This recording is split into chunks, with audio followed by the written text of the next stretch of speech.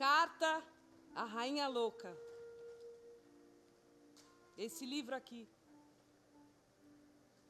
lançado em 2019, escrito pela Maria Valéria Rezende, que nasceu em Santos, mas que há muito tempo vive em João Pessoa. Em 2017, 2 anos antes desse livro ser lançado, eu tive a sorte de estar por lá e conhecer a Maria Valéria. Fui até a casa dela, tomei um chá no quintal grande que ela tem lá, era um fim de tarde.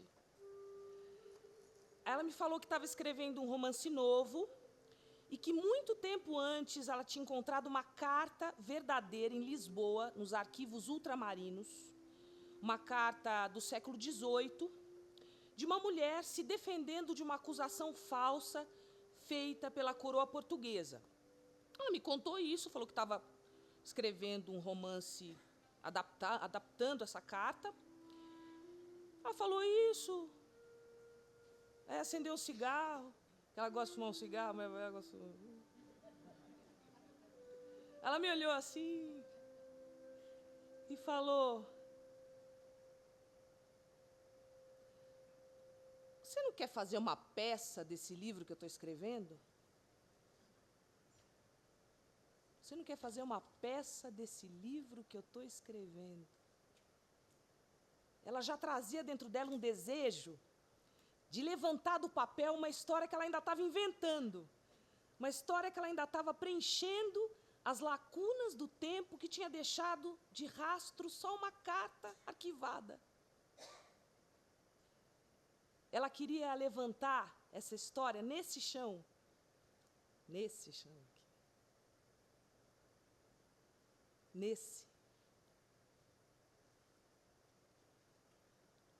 Aqui, agora. E a personagem desse livro, Isabel, ela chega com a roupa do corpo, com os cabelos penteados pela poeira da estrada, as costas queimadas de sol e muita gente junto com ela. Muita gente. Muita gente que foi se juntando a ela nesses caminhos todos que ela foi percorrendo. E ela chega também com um colar. Um colar que ela ganhou da sua amiga Blandina e que ela nunca mais tirou, porque ela queria sempre trazer a sorte, morando assim, sempre no meio do peito, atravessada. E todas as pessoas que chegavam nesse chão eram uma conta desse colar, era um pingente desse nosso colar. Fiz um colar para você, guarda meu bem querer. Fiz um colar para você, guarda meu bem querer. Um presente, um segredo, meu bem, pra te proteger. Um presente, um segredo, meu bem, pra te proteger. Dá tua mão pra gente dançar, pedra junta faz um colar. Dá tua...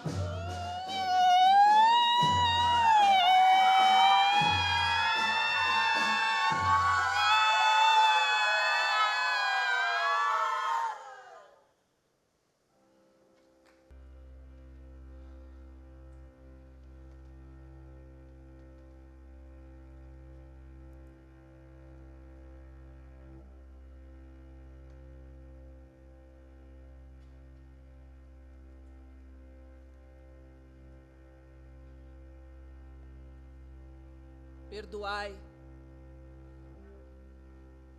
perdoai, Vossa Majestade Fidelíssima, Rainha Maria I de Portugal. Perdoai a esta mulher de nome Isabel das Santas Virgens, uma mulher enlouquecida pelas penas das vilanias cometidas por aqueles que se creem mais poderosos até do que vós mesma.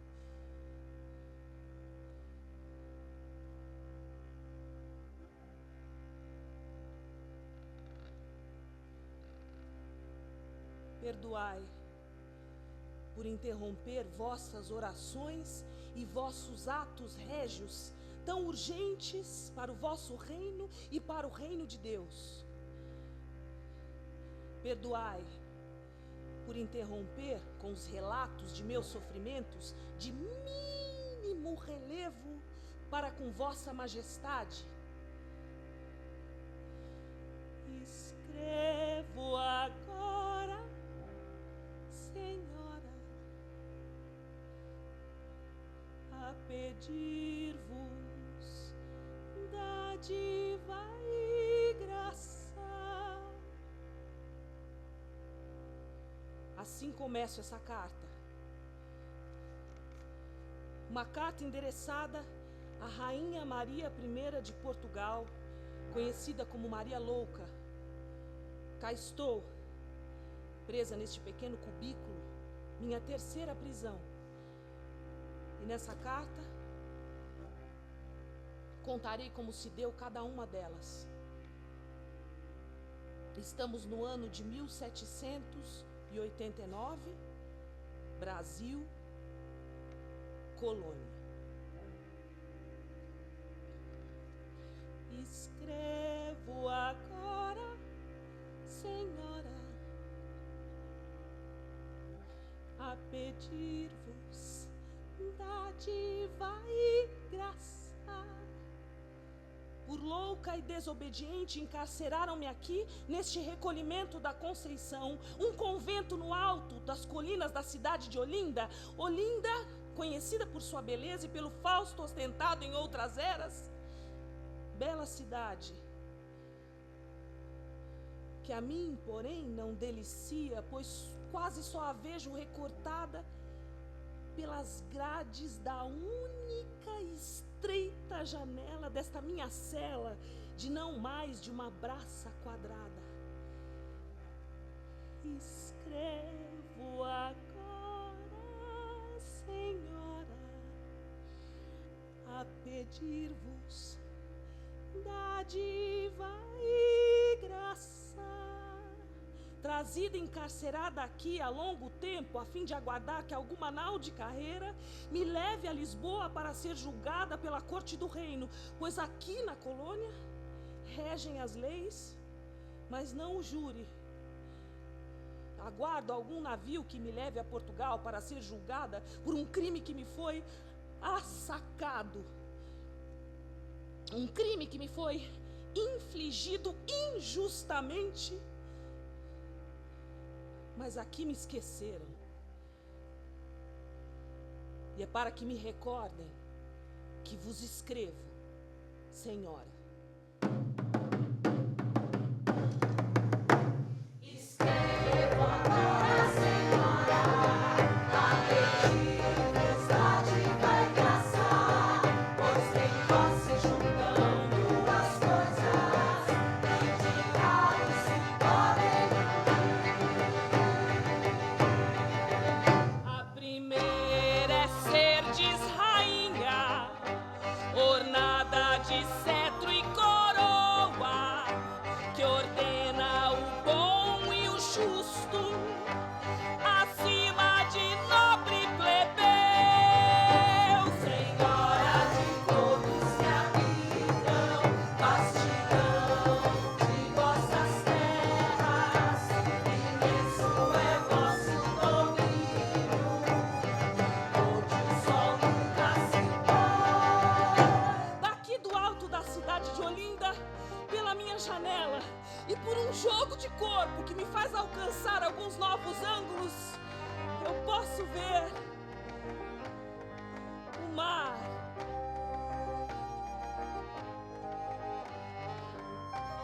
O mar.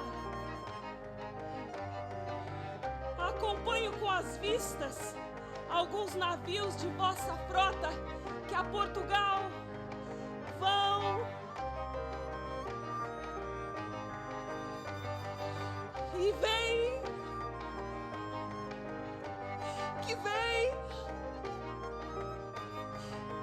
e vão e não me levam para ser julgada, Senhora. Eu vejo passar saudade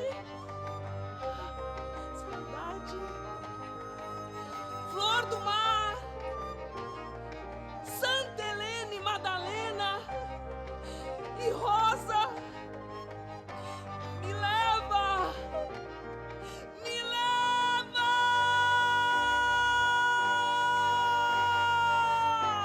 me leva.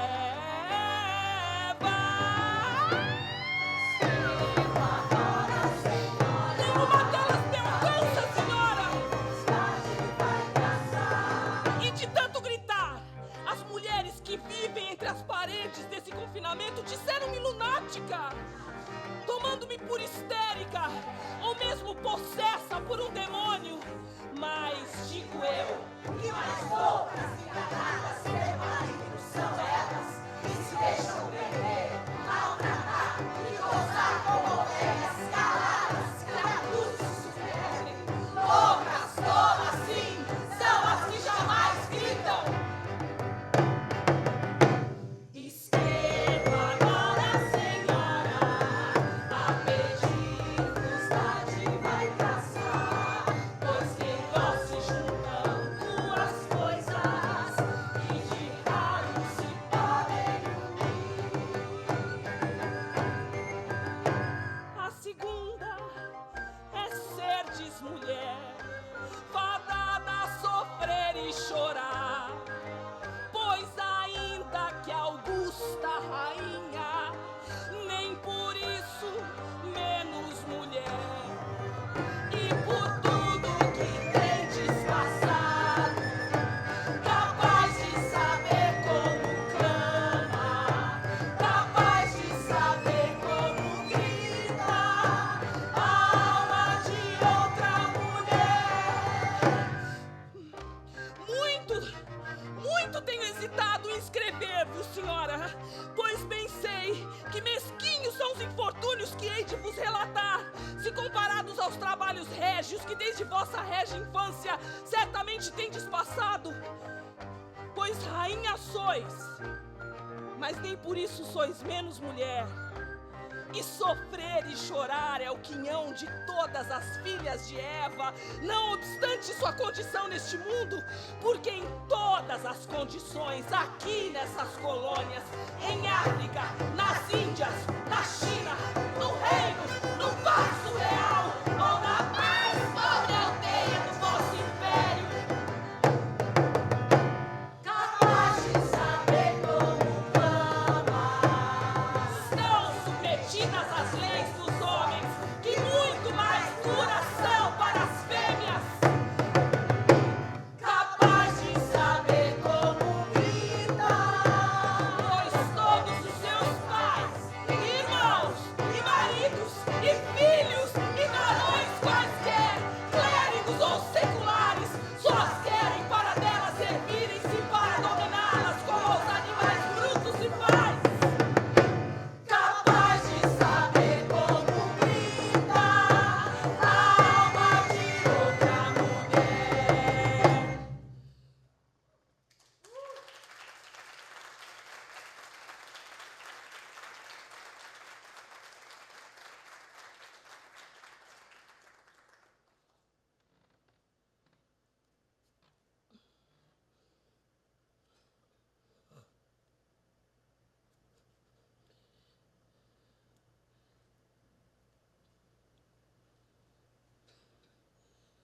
Perdoai. Perdoai a rasura, Senhora, pois já se me ia a pena correndo sem peias, correndo sem freio sobre o papel.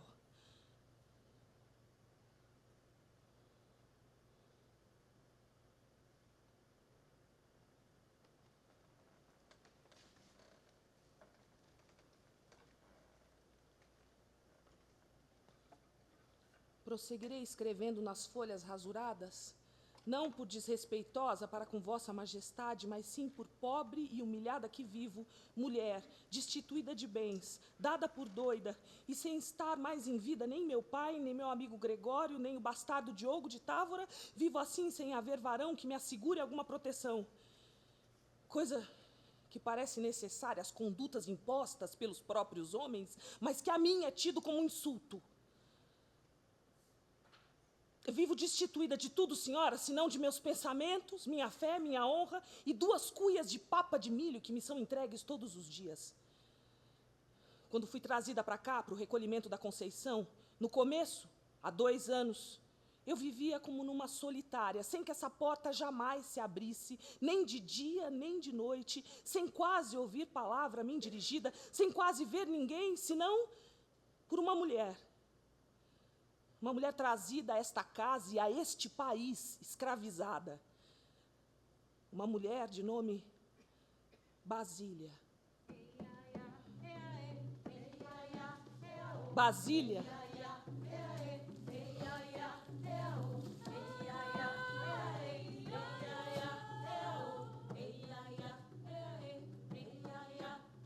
todos os dias Basília me trazia água e comida e me entregava por uma abertura recortada na madeira grossa da porta de não mais de 1 palmo de altura. Não me restavam senão farrapos do tecido que cobria minha enxerga, meu colchão de palha, e eu teria permanecido completamente desnuda se Basília não tivesse se apiedado de mim e fabricado com tecidos grossos, vestes que me protegeram no inverno.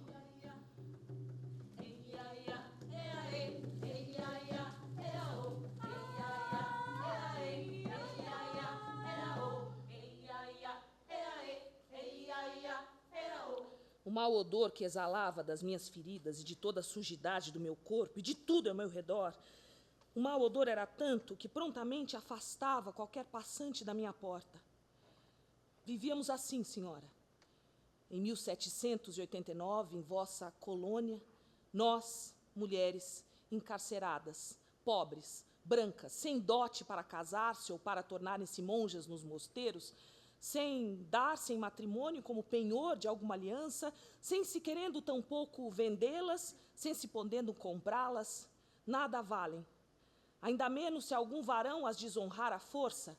Coisa tão fácil de acontecer nessa terra sem lei, onde eles tudo podem. No começo, vivendo nessa solitária, só não naufragou completamente o meu espírito, porque a minha janela encontrava-se em ângulo com uma seteira, uma abertura na parede da capela, e por ali eu podia ouvir as cantilenas. Salve Regina, Mater Misericordiae, vita dulcedo, et spes nostra salve. Eu podia ouvir as cantilenas de todas as rezas e de todos os ofícios, e assim eu ia disfarçando a inquietude da minha alma, pois desde que me trouxeram aqui eu tomei predileção pelos Cristos crucificados, pelos Roques e Lázaros escalavrados, pelas Nossas Senhoras das Dores com 7 facas no peito, os Sebastiões flechados e todos os quantos santos que houvessem, feridos e trágicos, e eu mesma, senhora, eu mesma, ferida e trágica, quantas vezes no ímpeto de vos escrever, arranhava os meus próprios punhos nas asperezas das paredes, a ver se eu conseguia colher do meu próprio sangue a tinta para vos escrever. Eu olhava aquelas feridas, o sangue brotando, encarnado, intenso, e eu pensava, eu mesma sou uma chagada, eu mesma, Isabel, sou uma chagada, esquecida pelas irmãs e irmãos dessa terra. Eia, pois, advogada nossa, voltai vossos olhos misericordiosos a nós, filhos de Eva, que choramos e gememos nesse vale de lágrimas. Salve, Regina, salve, rainha.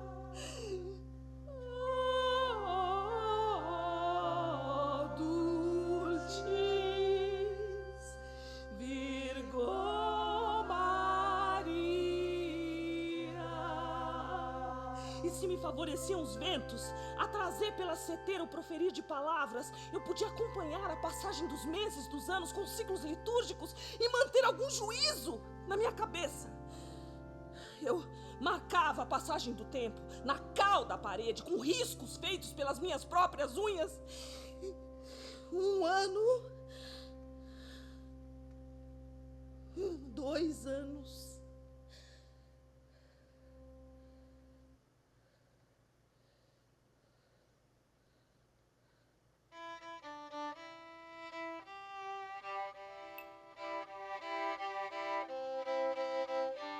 Foi numa noite de São Sebastião, senhora.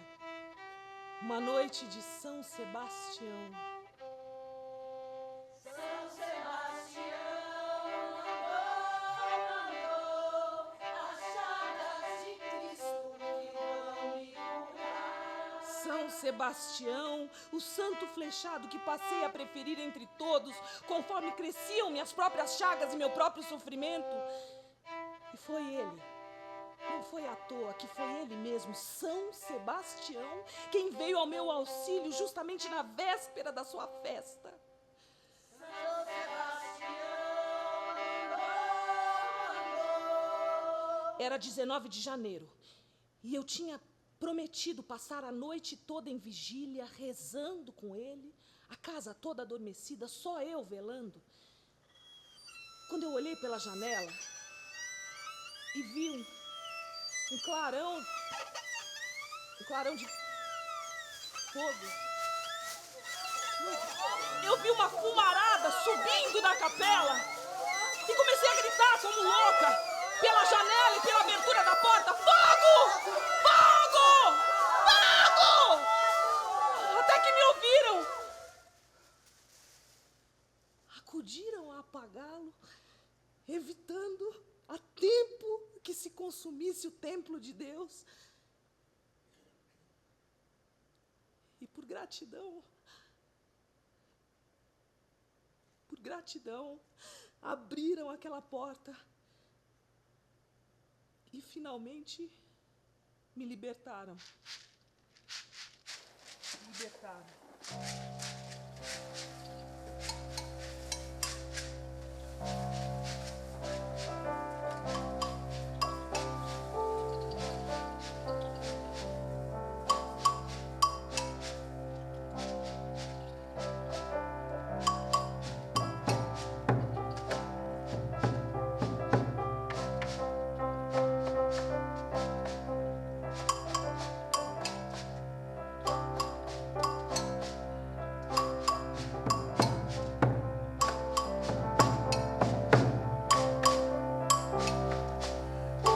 Tão estreito tinha sido o horizonte de Isabel, por tantos anos sentindo a quentura daquelas paredes tão perto, onde a vista logo ali batia e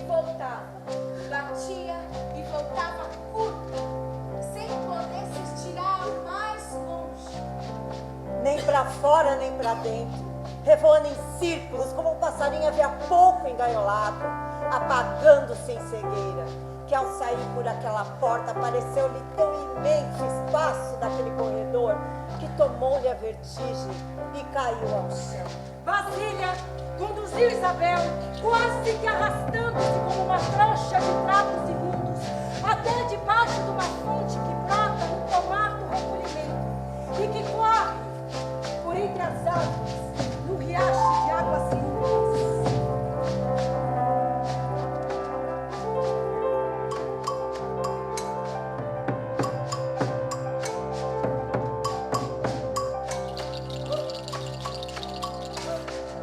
São Sebastião mandou as chagas de Cristo que vão me curar. São Sebastião mandou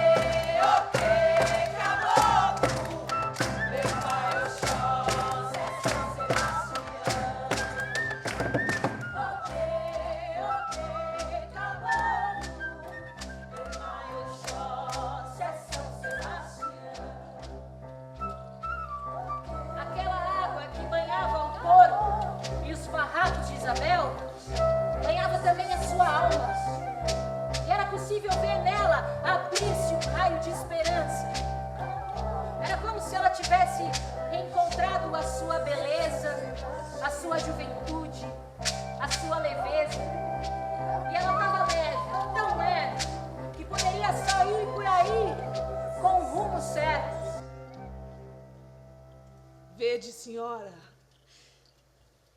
vede que falamos em libertação, quando na verdade não passava de um mesquinho alargamento da minha prisão, que me enchia de alegria, porque agora me deixavam sair durante o dia da cela e circular até os limites dos altos e grossos muros do recolhimento da Conceição. Eu continuava sendo não mais que uma prisioneira, mas agora eu podia vagar por toda a casa, pelo pomar, pelo jardim, ir à capela para os ofícios. Eu podia passar pela grade do coro, como faziam as recolhidas. Ah, senhora, que gozo me dava esses novos pequenos movimentos livres. Retomei o ímpeto de escrever a minha história, na esperança de conseguir papel, tinta e penas que ainda me faltavam, e com a certeza de que para conseguir a libertação total, completa, somente através da força das palavras. E essas, pela bondade de Deus, eu possuía.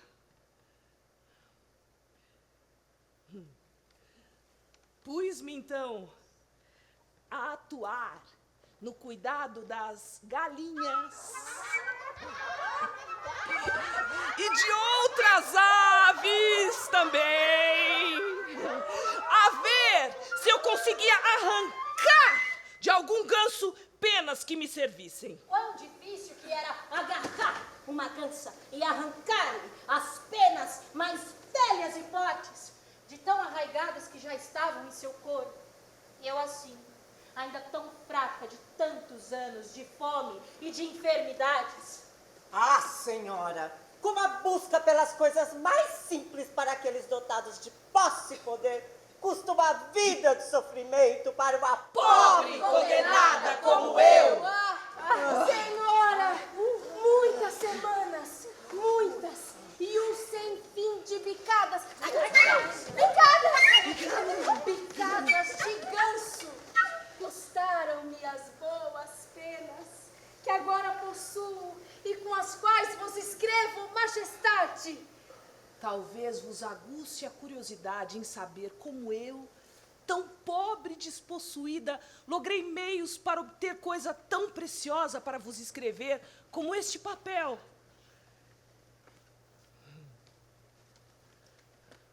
Não posso mentir-vos, senhora. É furtado. É furtado!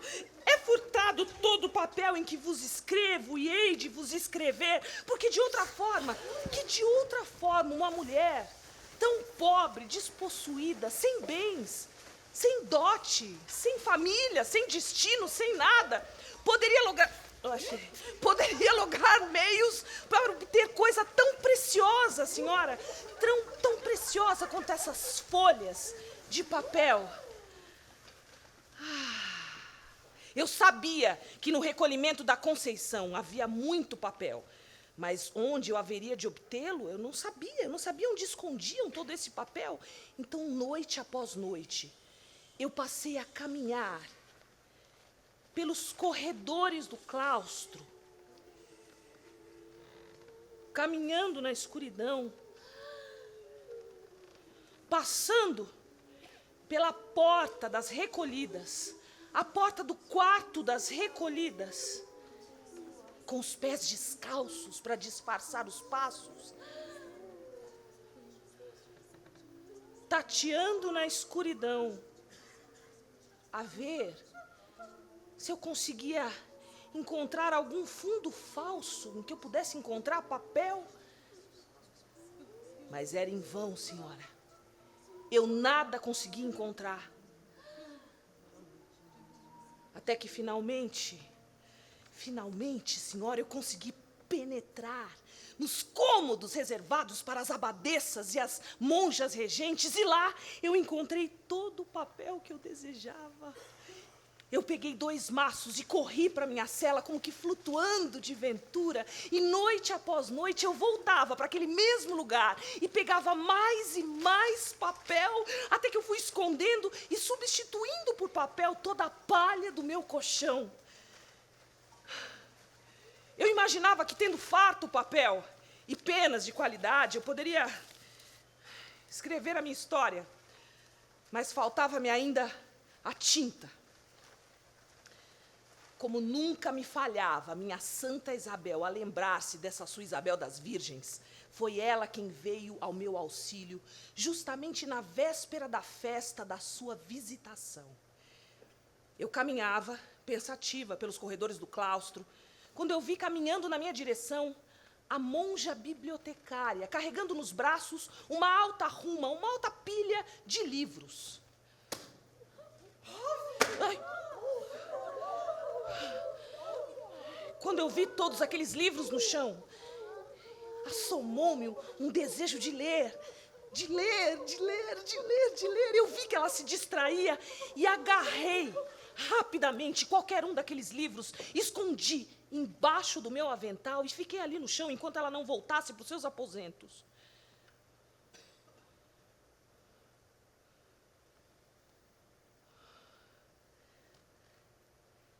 Era novo o livro.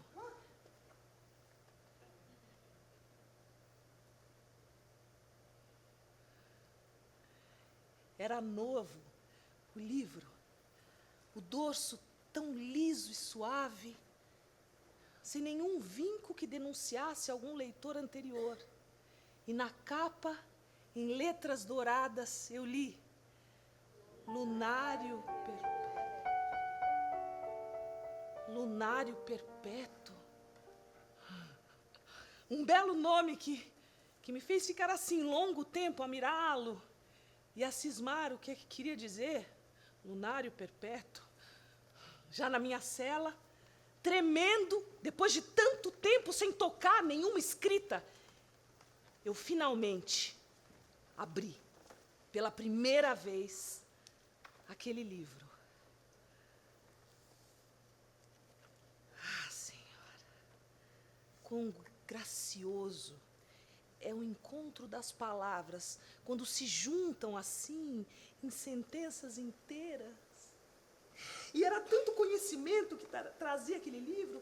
Ele ensinava como cuidar de plantas, como tirar mofo dos grãos, como evitar frieiras, como fabricar graxa impermeável. Era um grande almanaque de ciências e sabências recolhidas da boca do povo, passadas de geração em geração. E ali, por sua bondade, a minha Santa Isabel tinha colocado o que eu tanto procurava. E eu encontrei muitas receitas de tinta para escrever.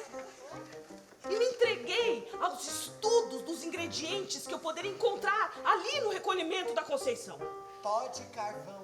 Macerado na ponta do socador de madeira. Misturado com óleo das frutas das palmeiras que se utilizam nas medicinas naturais. Deve ser para dar consistência. A receita pede uma mescla de água e argila, até conseguir uma mistura muito consistente. Aqui também fala do suco daquelas frutinhas vermelhas bem ácidas. Qual? As pitangas.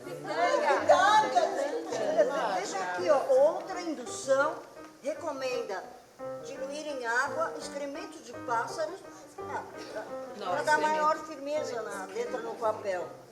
E para garantir o ligeiro correr da pena. Misturado com água pura da chuva. Coisa farta nessas terras de tormentas. E numa casa cheia de pátios e Vai calhas. ser muito fácil. Aqui na receita também diz: acrescenta-se sumagre. Sumagre? Não é vinagre? Não, sumagre.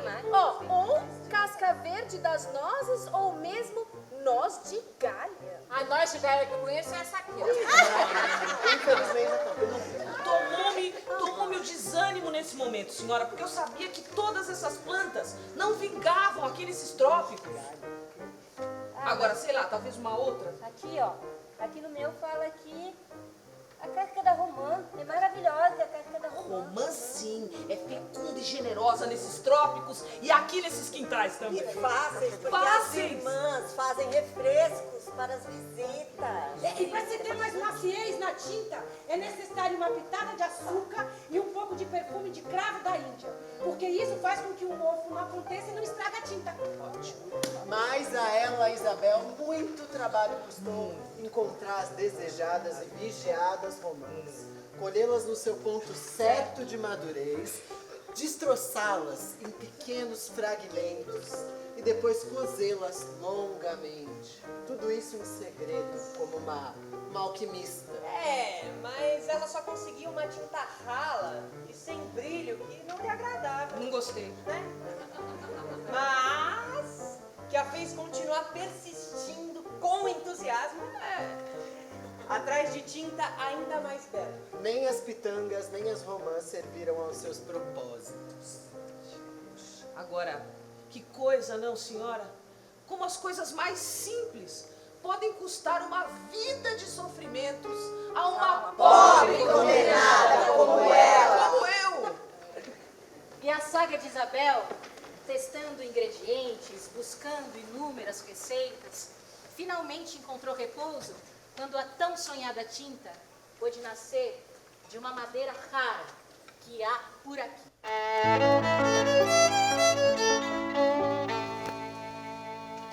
Foi em cores unicamente dessas terras, só por isso acreditei abençoada. Achei beleza e o brilho que eu queria pras palavras pungentes que eu queria dizer.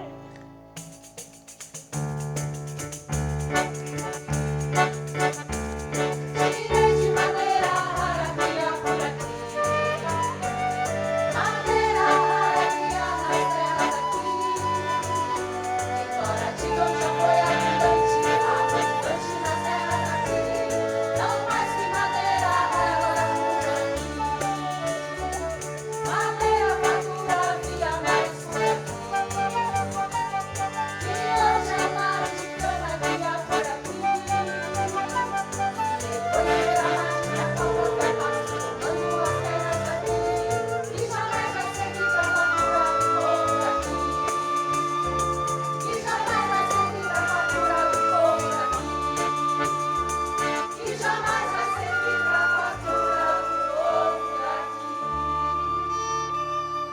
Apreciai, senhora. Apreciai ao seu devido valor esta pena, este papel e esta tinta, cor de sangue, seiva em brasa, pau-brasil, que deu nome a este país. Da cor do sangue, que também escreveu a história do Brasil. Apreciai, senhora, essas palavras que saem desse corpo maltratado. Continuarei escrevendo e contando a minha história, para vos dizer por que fui presa injustamente.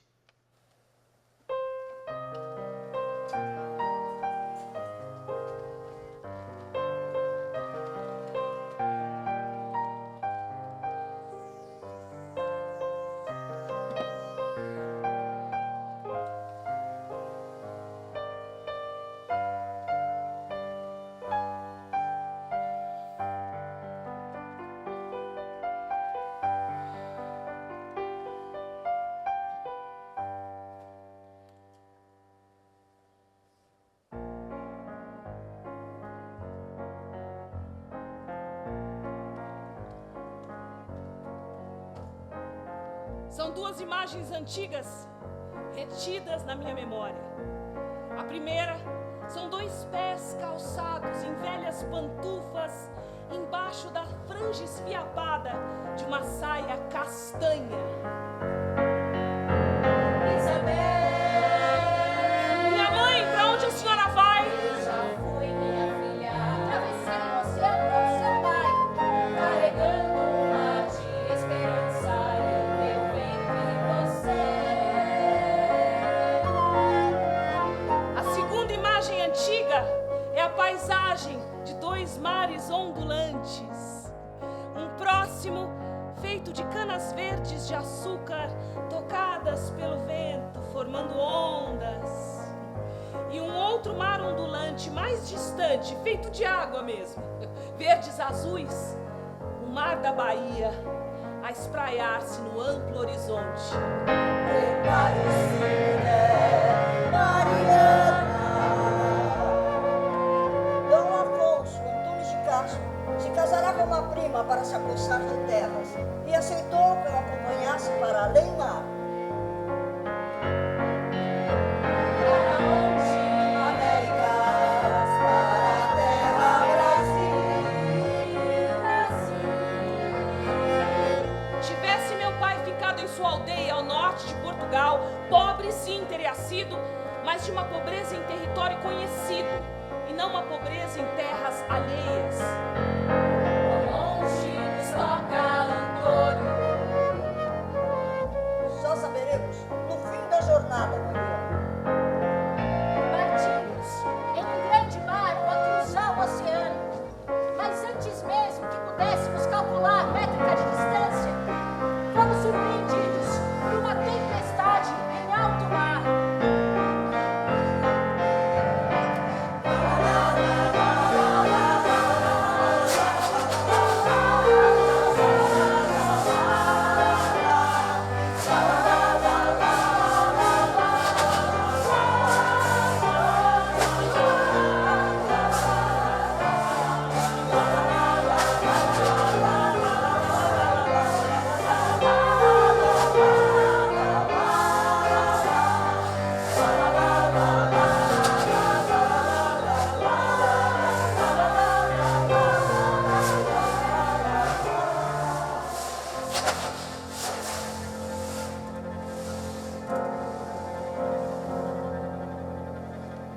Ao extinguir-se a tempestade, os brancos livres embarcados na viagem todos se salvaram.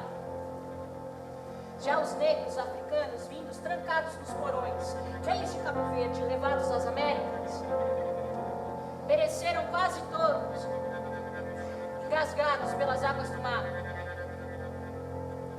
E entre dezenas deles já inertes, era possível ver um ou outro que havia conseguido manter a cabeça acima da linha d'água.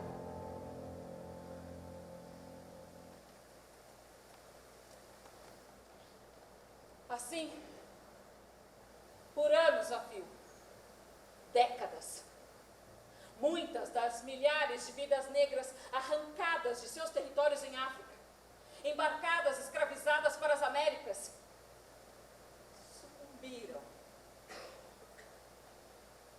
sucumbiram na travessia do Atlântico.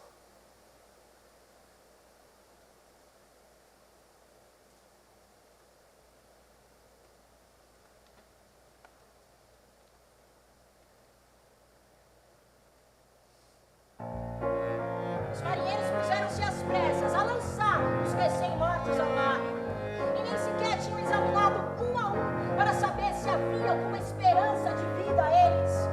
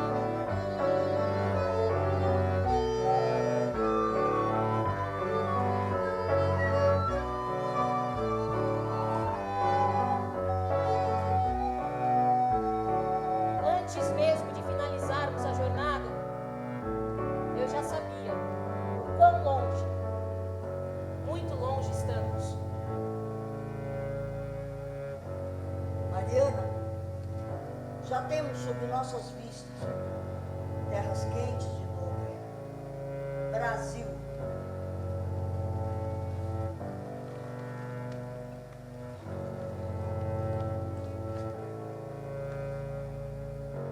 Mal sabia minha mãe que a chegada a essas terras seria de padecimento. Padecimento pelo clima, padecimento pela saúde, com muitas convulsões durante a viagem de navio.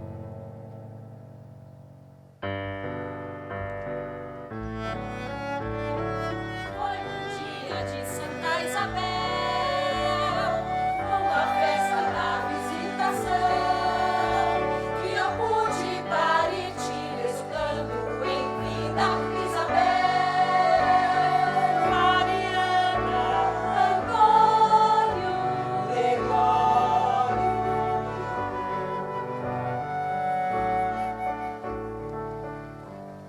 Mas antes mesmo de você completar 1 ano de idade, o que me derivou foi a morte. Meu pai, com a dor de sofrimento pela morte da minha mãe, durante muito tempo preferia não me olhar. Isso porque eu trazia desde o meu nascimento impressos os traços, a pele, os cabelos ondulantes e os olhos fixos de minha mãe. Tudo tão assemelhado a ela que meu pai, por saudade, não conseguia nem me ver. E eu vivia solta pelo engenho de açúcar na Bahia, onde vivíamos, chamado Engenho Paraíso, mas que eu gostava de chamar Engenho Purgatório.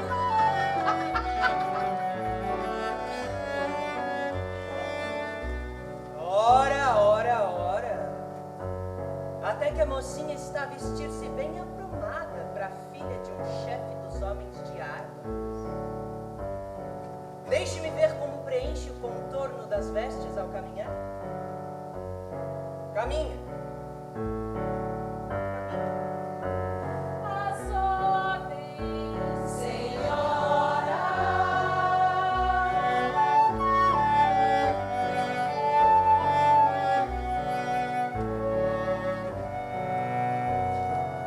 Perfeito. Algumas semanas de costume e tudo estará arranjado. Quero que faça companhia para minha filha, Blandina.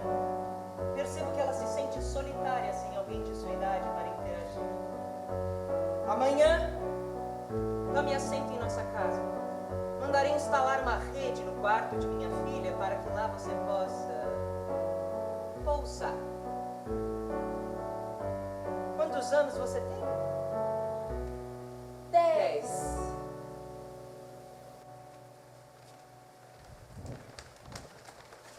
Vai ser muito divertido. A gente pode fazer tanta coisa. Podemos ir lá no jardim e pegar um monte de florzinha. Um monte de florzinha. E aí a gente pode levar embora. Ah, podemos ir no pomar. Pegar um monte de jabuticaba.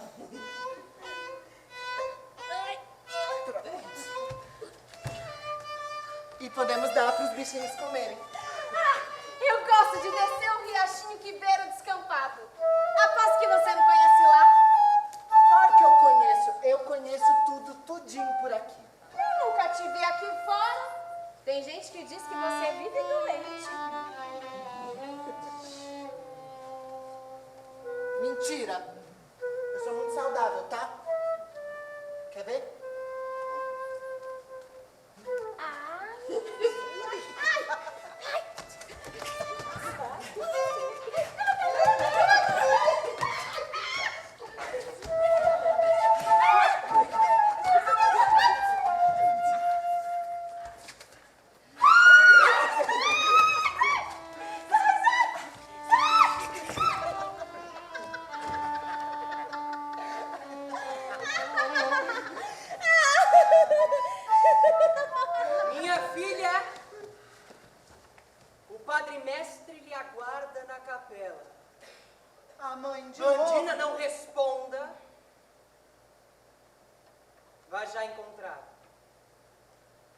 destinada a casar-se um dia com algum herdeiro de vastas terras,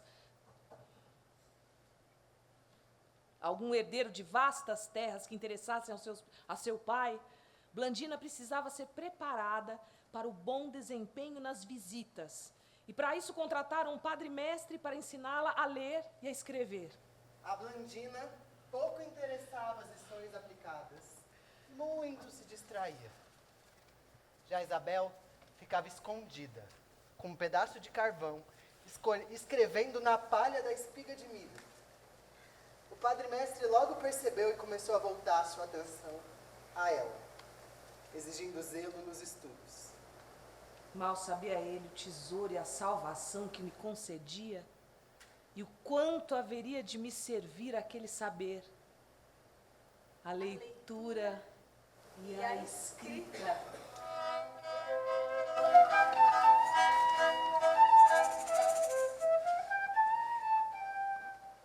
É uma menina de um tamanho assim, é uma menina de um tamanho assim, uma trouxa de roupa assim, uma trouxa de roupa assim, um pedacinho de sabão assim, um pedacinho de sabão assim, e o sol por ali assim, e o sol por ali assim, uma lagoa desse tamanho e um tantinho de água assim. Uma lagoa desse tamanho e um tantinho de água assim.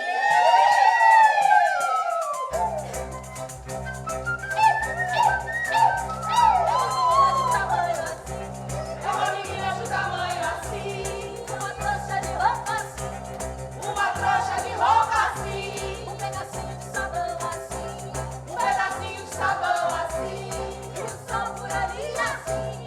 E o sol por ali assim, uma lagoa desse tamanho e um cantinho de água assim. Uma lagoa desse tamanho e um cantinho de água assim.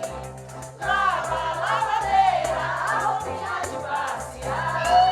Lava a lavadeira, a roupinha de passear. Lava a lavadeira, a roupinha de passear. Lava a lavadeira, a roupinha de passear. Eita, que hoje não chega esse produção. Também, essa lua cheia de dezembro, o sol sempre tá partindo.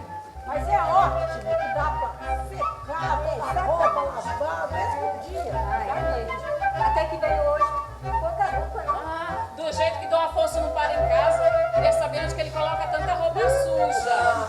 Deve lavar igual a índole dele. Toda cagada. Em breve deve chegar mais roupa pra Blandina. As roupas não servem mais na menina. A menina cresceu, encorpou. Outro dia vi ela lá na entrada da casa, tá com as formas todas avolumadas.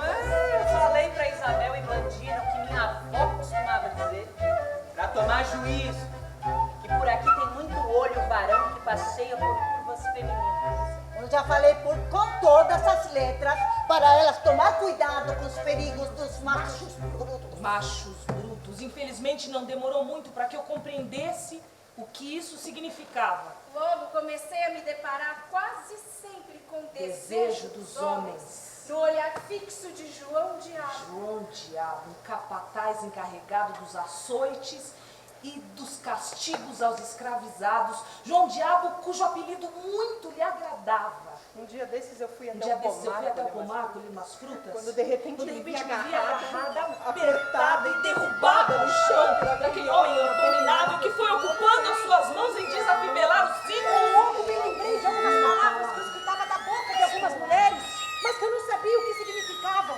Abuso, estupro, violação.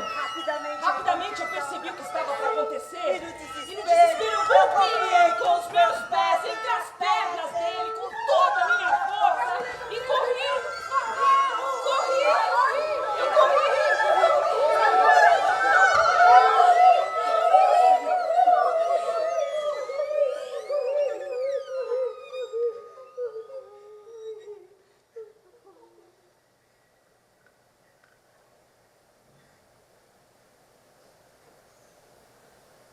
eu não quero nem imaginar quando o pai dela souber. Antônio não vai deixar barato, não. Meu pai logo ficou sabendo do que havia acontecido. E como quem coloca a honra em primeiro lugar, Meu pai perseguiu até o inferno aquele demônio e sem se importar que toda a gente o visse, fincou um facão bem no peito de João Diabo, que caiu morto ali mesmo.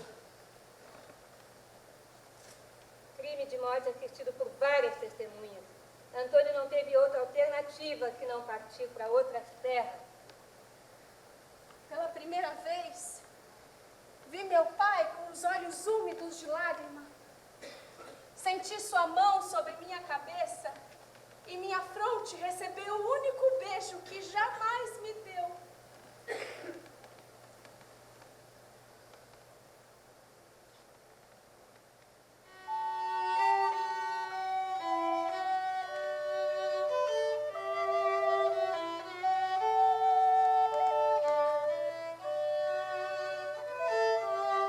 Naquela mesma noite, ele carregou munições e mantimentos numas mulas e junto a seu amigo Gregório partiu pelo meio do mato para evitar estradas conhecidas.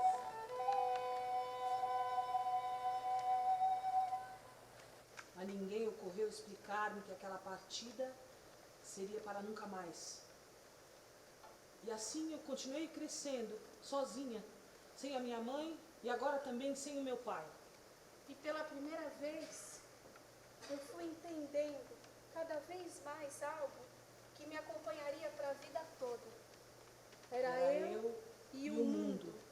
Eu sozinha no mundo. Embora eu tivesse Blandina, que era uma amiga, era uma irmã, mas eu continuava sendo a sua dama de companhia. E isso nos colocava em posições distintas. Até que um dia aconteceu algo que mudaria as nossas vidas para sempre. Socorro, socorro, sálvame mi Santiago que me muero. Socorro, ay mi corazón, dói mi peito, está prestes a parar mi corazón. Salvai-me, salvai-me Deus, salvai-me quem me ouvir. Ayúdame que me muero, ya no tengo fuerza. Tem um homem se afogando, vem! Isabel e eu nos metemos lagoa adentro. E era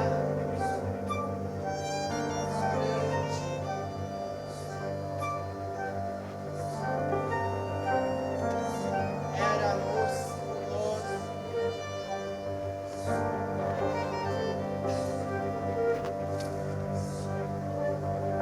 pesava muito, mas juntas nós conseguimos trazê-lo até a margem. E ficamos fascinados com aquela figura. Vimos nascer algo novo em nossos corpos. Se naquele momento eu pudesse adivinhar do quanto nos faria sofrer aquele homem de nome Diogo de Távora, eu teria lançado de volta ao lago para consumir-se ali mesmo. Isso se ele realmente estivesse em perigo de morrer afogado, coisa difícil de acontecer. Pois nós duas sabíamos que aquele lago era raso. Por que você fala assim? Se você também se derreteu por ele? Porque hoje eu sei. Hoje eu sei que aquilo tudo era encenação. Era pura mentira.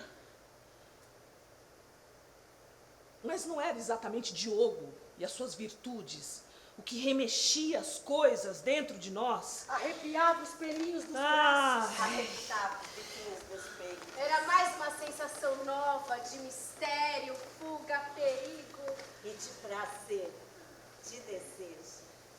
Arrepia mesmo. Coisas que movimentavam os corpos de duas meninas de 13 anos. Os meses foram passando e aquele rapaz, vez ou outra, aparecia na fazenda. A mim, embora o sentimento tivesse desabrochado, eu me mantinha mantida em compostura. Já Blandina se entregou com fervor a Diogo como uma devota, despreocupada com o destino de sua alma. Em certa lua, eu pude perceber que os incômodos de mulher já não se apresentavam mais em Blandina. Por primeiro eu imaginei que fosse um atraso nas regras, como já tinha acontecido outras vezes, mas depois de um ciclo da lua e outro, ficou nítido que estava grávida minha amiga.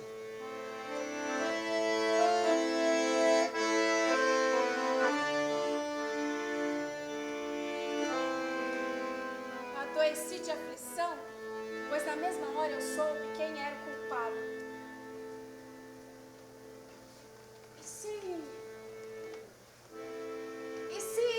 Fala, menina.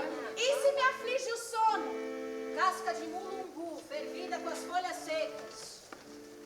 E se a fome me abate? Come milho cozido na palha, menina. Se me dão dores de estômago? Folha de espinheira santa em água fervente. Mas e se de dentro precisa sair algo?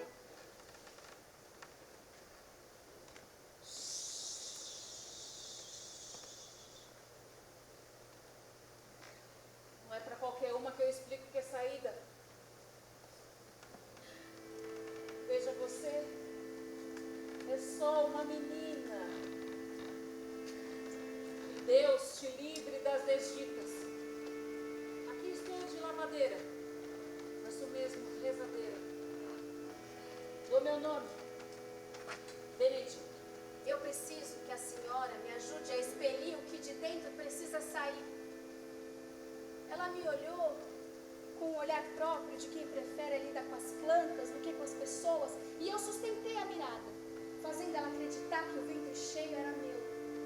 Ela me fez uma série de perguntas, investigando como isso tinha se dado, e eu fui respondendo que sim, que alguém havia me pego em contravontade.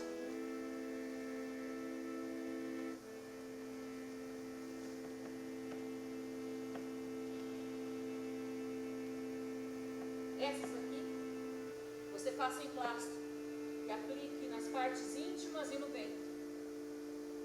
E essas, faça infusões. Obrigada, senhora, mas como a senhora sabe de tudo isso? São as ervas, sabe? Eu não entendo. Muitas das minhas tiveram seus ventres preenchidos por sementes indesejadas. E as ervas conseguiram dizer não por elas. Vá em paz, minha filha. Eu tentei, mas não era fácil fazer com que Blandina tomasse os chás e ficasse com os emplastos. Ela sempre cuspia os chás, dizendo que estava magro. Blandina! Passados alguns meses, era possível perceber que o ventre de Blandina e todo o seu corpo crescia. Blandina! Todos os dias ela ia até a beira do lago para ver se encontrava Diogo, mas era em vão. Blandina!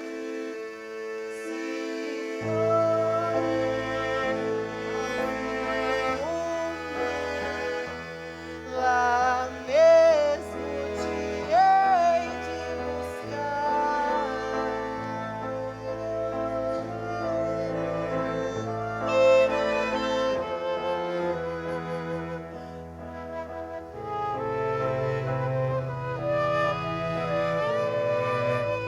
Diogo nunca mais pisou naquelas terras. E um dia, voltando do lago, a casa, nós fomos surpreendidas por vários homens armados, e entre eles Dom Afonso.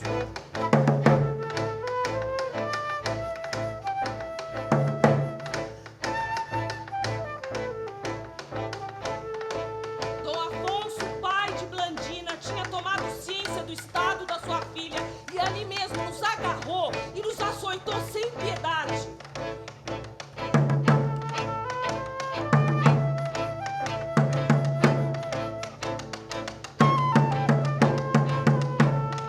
Alguns homens nos empurraram para dentro do quarto de Blandina, trancaram a porta por fora e nós entendemos o recado. Teríamos que permanecer ali sem sair até o nascimento da criança.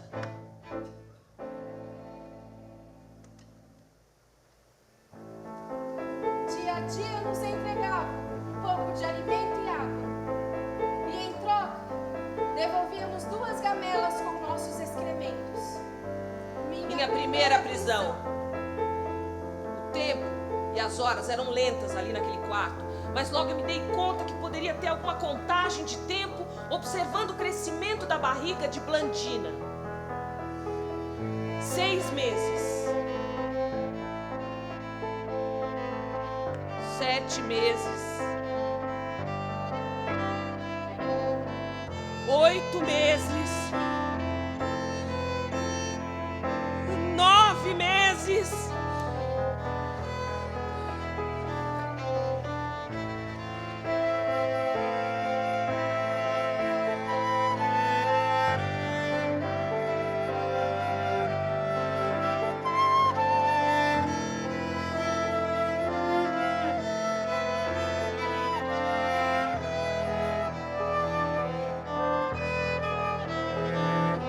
Blandina pariu ali mesmo, no seu quarto, que agora era a nossa prisão. Ela deu à luz a um menino. Um menino.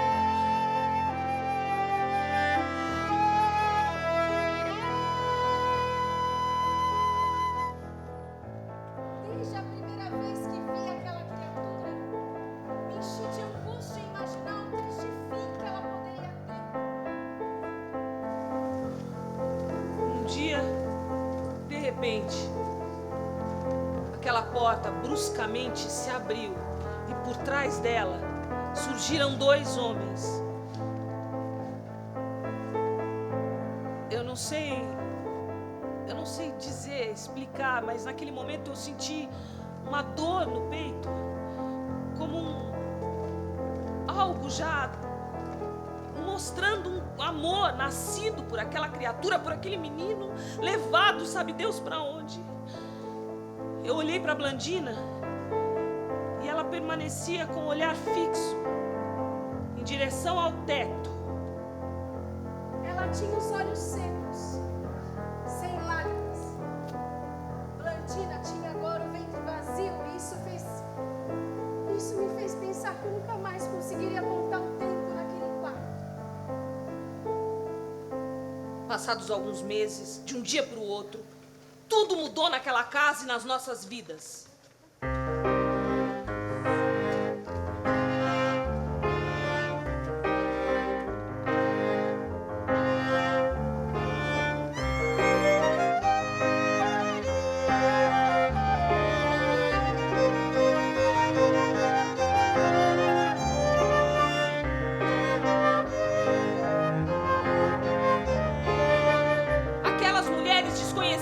Que entraram no quarto de Blandina, colocaram diante dela um grande espelho. Ela se aproximou e pela primeira vez em mais de um ano eu a vi sorrir, mas logo entendi o motivo daquele sorriso. Diogo pediu para meus pais a minha mão em casamento. Casar com Diogo Lourenço de Távora. Aquelas mulheres a levaram até uma carruagem toda enfeitada de flores e de faixas douradas, e Blandina sorria como a noiva que vai para as bodas feliz, anunciada por fogos de artifício.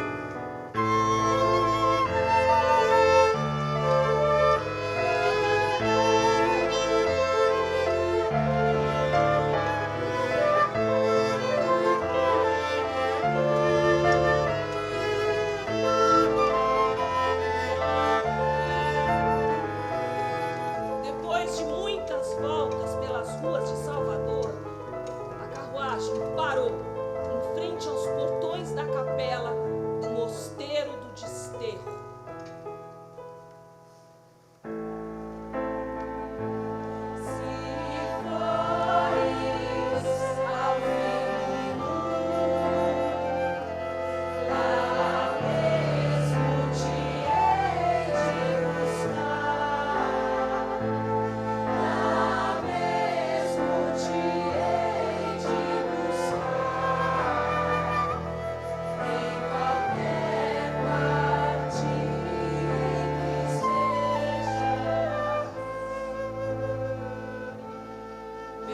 demora na chegada do suposto noivo, Diogo, Blandina começou a estranhar aquela situação e logo se viu cercada por clérigos, bispos, padres, e no final do corredor, a abadesa a aguardava. Eu senti, não posso estar. Eu senti, não.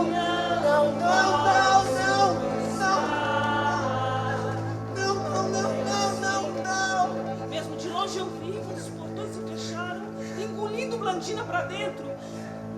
O seu pai tinha planejado encarcerá-la ali com as freiras no mosteiro do Desterro até o final da sua vida. Uma menina de 15 anos. 15 anos.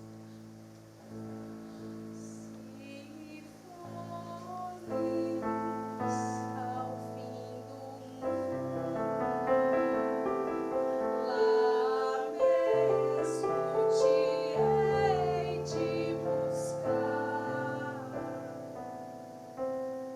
Quando eu finalmente consegui entrar no mosteiro do Desterro, eu encontrei Blandina em estado deplorável. Ela tinha seus pulsos e seus pés amarrados com faixas. Ela me olhou. Eram os olhos abertos, esbugalhados, só parecendo ter recuperado a visão quando me viu e me reconheceu. Eu passei a cuidar da minha amiga, embora ela continuasse sempre calada, triste, alheia a tudo. E ela foi definhando, até que um dia ela ainda conseguiu me olhar e disse: era raso, Isabel. Aquele lago era raso. Ela estendeu a sua mão fechada para mim e eu vi que tinha alguma coisa dentro. Era uma tarde de céu aberto, sem nenhuma nuvem no céu da cidade de Salvador. Blandina fechou os olhos e nunca mais acordou.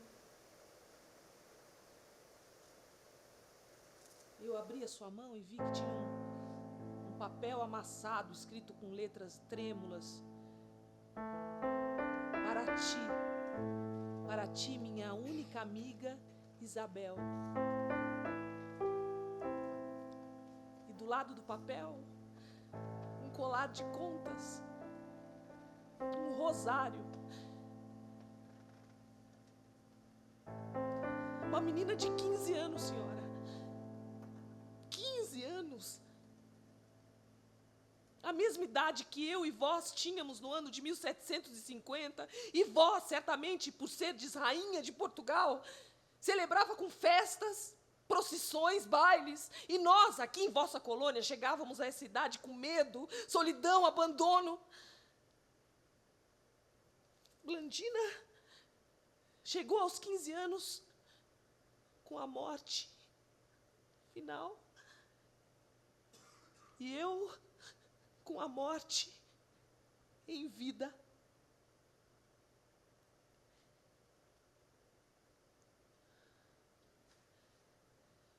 Mas nada mais tenho a vos contar, senhora, pois sobre o nada não há palavras a dizer.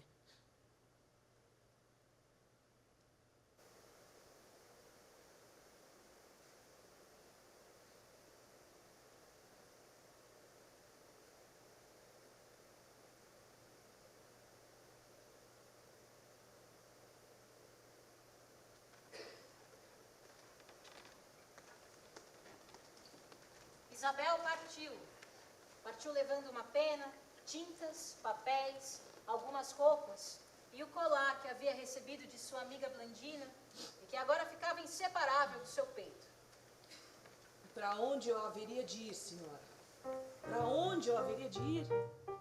Para debaixo de algum arco, nas ruas da Bahia, tão perigosas e traiçoeiras para uma mulher?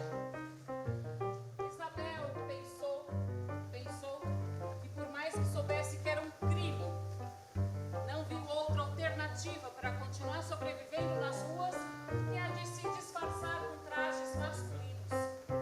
Era tudo muito arriscado e perigoso. Ela podia ser pega a qualquer momento. Joaquim! Senhora, era agora este o meu nome. Com essa nova aparência, não foi difícil transitar pelas ruas e tavernas e até ganhar alguns tostões de homens iletrados que pediam seu serviço de escrita. Eles ditavam cartas para Isabel, contratos, testamentos e até mesmo versos indecentes para presentear mulheres. Mas Isabel não falava nada. Ela só escutava e se fingia de muda, usando as mãos e gestos de cabeça para não se arriscar a ser pega pelo tom de sua voz. Assim, ela ficou mais um ano em Salvador. Foi quando ela ficou sabendo que muitos homens estavam indo para as Minas Gerais, atrás de pedras preciosas e de ouro. E ela, vestida de Joaquim, seguiu pelos caminhos dos sertões. Isabel também se acostumara em ser Joaquim, que se esqueceu dos efeitos que a lua tem sobre o seu corpo. Ao chegar na via de Sabará, descer do seu cavalo para se apresentar aos guardas oficiais, ela viu um tanto de sangue manchar e escorrer pela sela do cavalo e pelas suas pernas. Mas antes que pudesse tentar algum disfarce, os guardas a agarraram, arrancaram o seu calção e ela não pôde mais esconder quem era. A pouca liberdade que Isabel vivenciara até aquele momento, findou-se. Ela não tinha mais que 22 anos de idade. Acusada de crime e transgressão, fui encarcerada mais uma vez, minha segunda prisão. E como manda uma certa lei, uma lei real, eu fui levada diante de alguns senhores para me defender. E falei, senhora. Falei porque me foi dada a palavra e diante de todos aqueles homens, eu apresentei a minha defesa.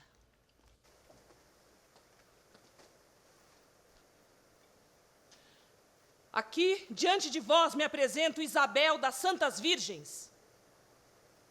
E sei que aos senhores parece indiferente o que apresento aqui, mas eu quero justificar a razão pela qual fui pega e presa vestindo vestes masculinas. Dada a minha condição de mulher, disfarçar-me de Joaquim foi o que me garantiu trânsito e sobrevivência nessas terras sem lei para nós, mulheres. Nós que nascemos para nada mais senão servir a mesa e a cama dos varões, no fundo de alguma taverna ou em casamentos arranjados. Quando não, feitas escravizadas, mulheres trazidas de suas terras e feitas escravizadas. Agora mesmo, senhores, eu vejo vossas caras de enfado e vossas pálpebras a quererem se fechar em plena luz do meio-dia por escutarem uma mulher sem freios na língua e que sabe defender-se somente com a força das palavras, palavras que me seriam negadas pelos costumes dessa colônia, pois eu bem sei que aos senhores e a todos os homens seria de preferência a mudez das mulheres. Mas eu digo que ninguém há de tolher a liberdade dos meus pensamentos e calar as minhas palavras. Embora alguns os chamem de oficiais, embargadores, desembargadores, governadores, presidentes, ou seja lá como chamem, não passam de escória humana revestida de seda, linho e renda. E eu digo com a boca recheada de dizeres que eu vos desprezo, tão sujos e nojentos, sem anistia.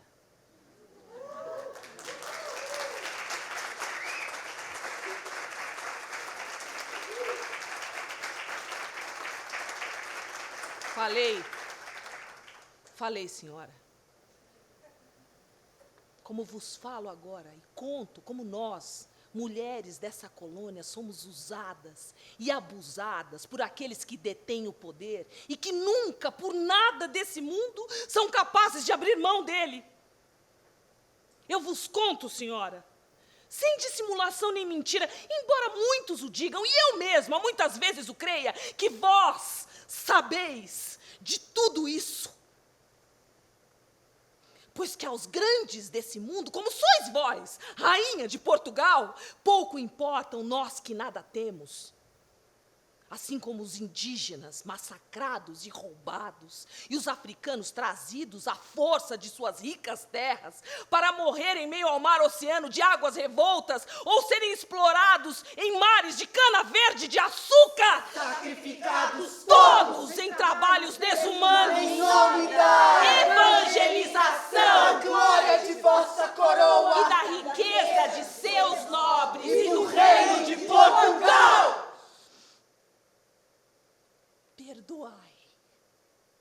Perdoai a rasura, senhora, pois já se me ia a pena correndo sem peias, correndo sem freios sobre o papel.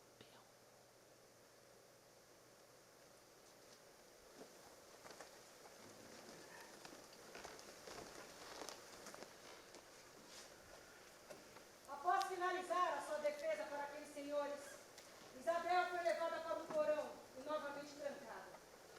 Ela passa alguns meses nesta prisão de Sabará e numa oportunidade consegue fugir. Fugitiva e sem ter possibilidades de sobrevivência, Isabel caminha a esmo pelas ruas e estradas desconhecidas. Andaria em peregrinação. Em peregrinação, senhora, tornei-me Isabel das Santas Virgens, beata, conhecida pelos sertões que percorria.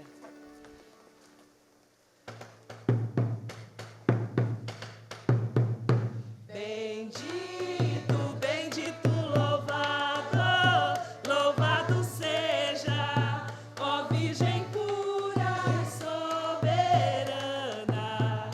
Bendito, bendito, louvado, louvado seja, ó Virgem pura e soberana.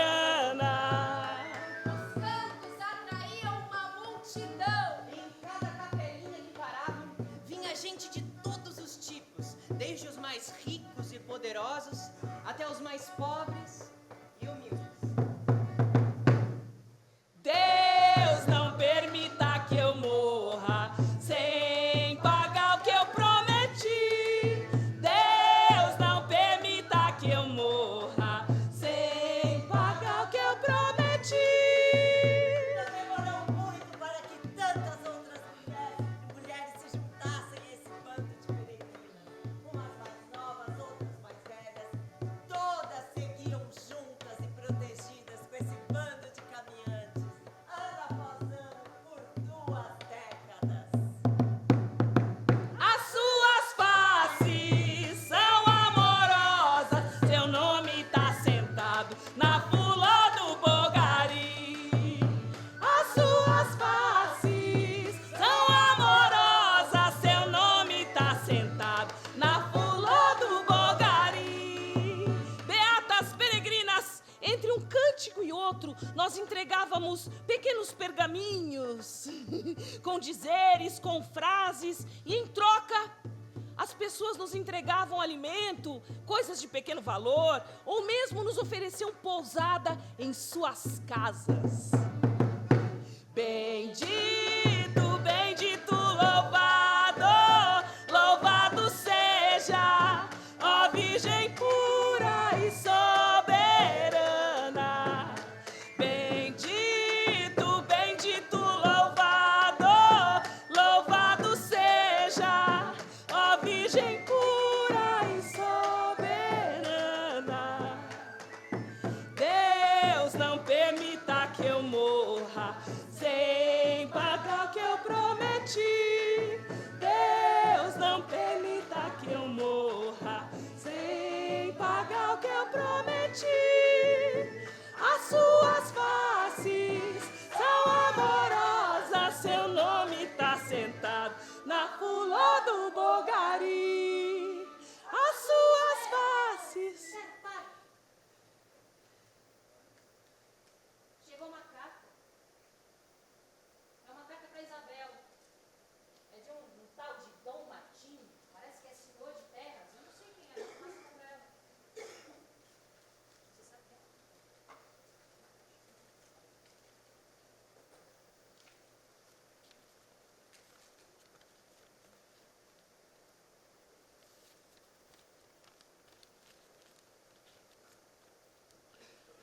em reconhecimento aos atos de fé e devoção demonstrados pela Beata Isabel das Santas Virgens,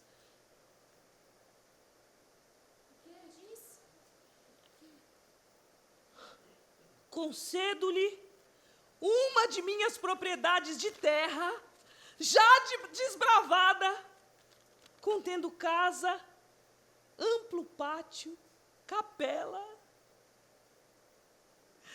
e bastante terra cultivável. Amigas, senhoras, chegou a hora de nos recolhermos dessa longa peregrinação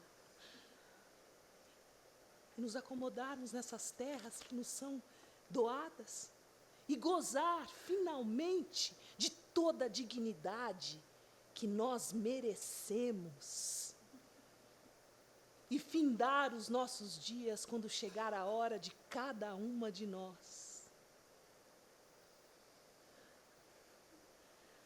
As suas faces são amorosas, seu nome tá sentado na fulô do bogari.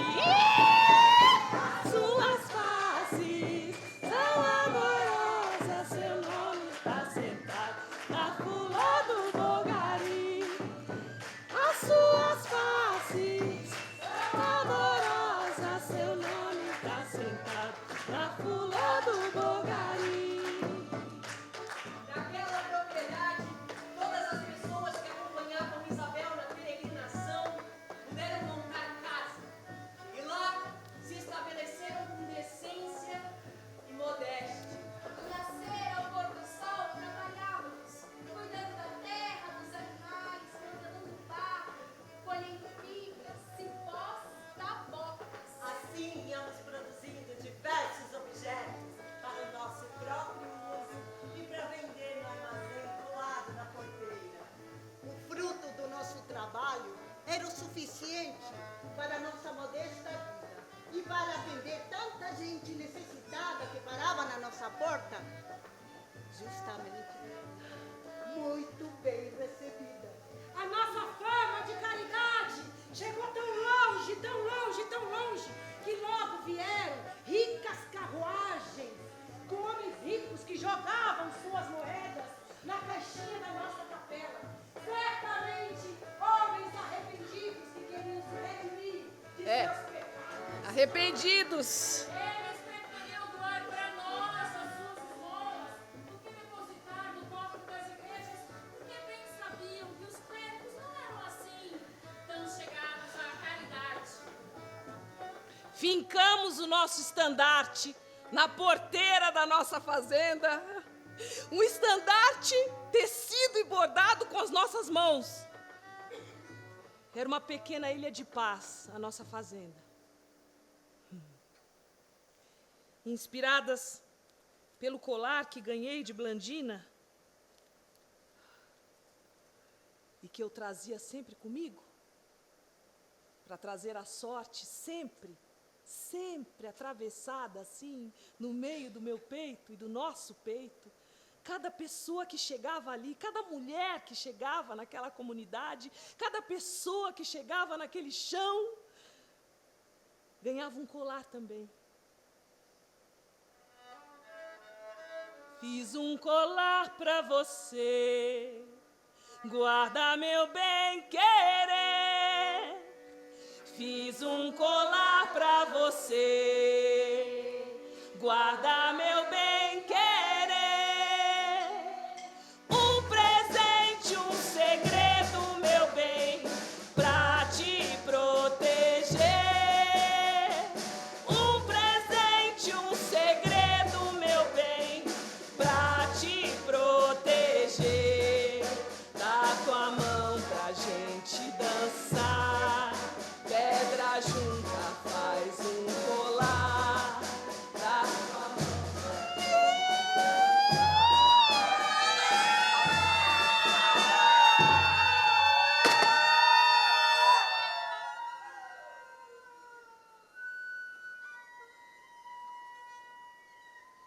Uma noite, nós fomos surpreendidas pelo som do trotar de vários cavalos vindo na direção da nossa casa. Olhamos pela janela assustadas e vimos muitos homens usando fardas militares.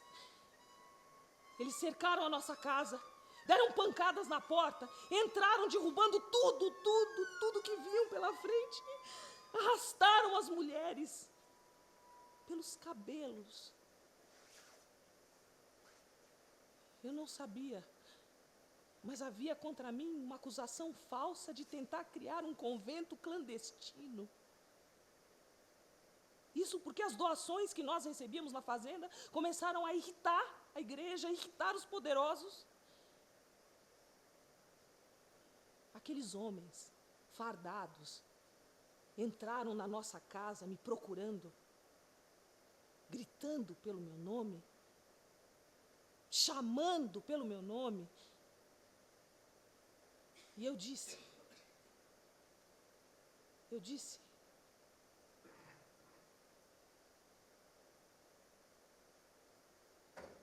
Isabel, sou eu.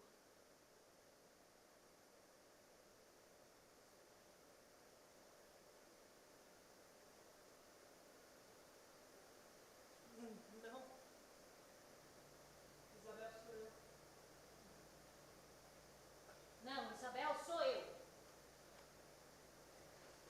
Não, Isabel aqui. Eu sou Isabel. Isabel sou eu. Eu sou Isabel. Eu sou Isabel. Isabel aqui. Eu sou Isabel. Isabel, nação das virgens, Sou eu.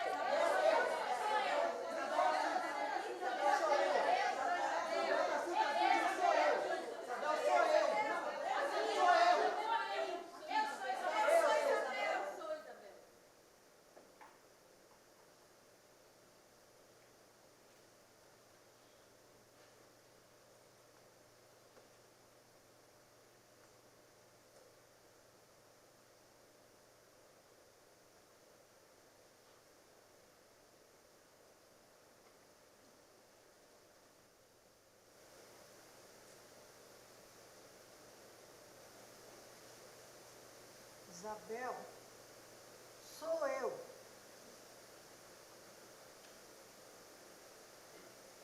Aqui me encontro, Senhora, no recolhimento da Conceição em Olinda. A minha terceira prisão. Na esperança de um destino, qual eu não sei. Para a morte, para o céu, para o inferno, para a liberdade.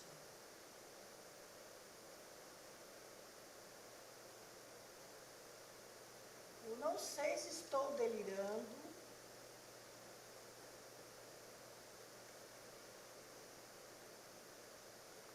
eu vejo melhor agora.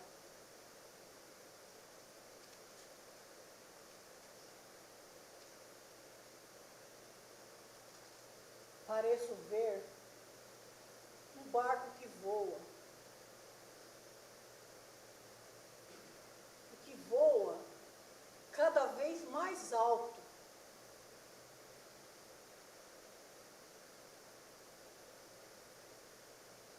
Vou com ele, Senhora. Entregar em suas mãos essa carta.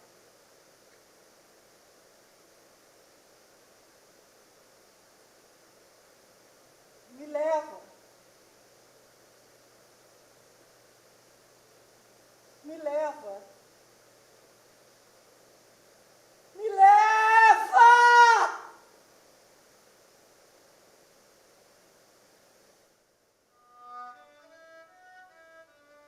Fiz um colar pra você, Guarda meu bem querer, fiz um colar pra você.